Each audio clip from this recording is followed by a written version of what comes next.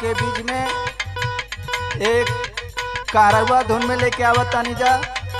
ओकरे पहले देवी गीत आप लोग के बीच में गए रहा। नयका निरहुआ एंटरटेनमेंट कंपनी के तरफ से अच्छा प्यार दुलार मिलल। हमरा के आशा नहीं थे, पूर्ण विश्वास बा कि आप रहुआ लोग एहो गाना के उतना ही प्यार दुलार आशीर्वाद देबा।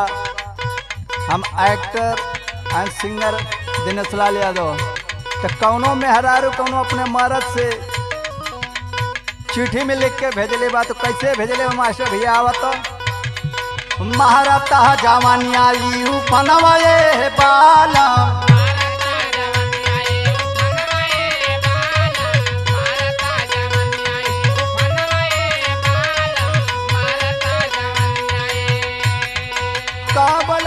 तब हम तूफानवाए बाला महाराता जवानिया है तूफानवाए बाला।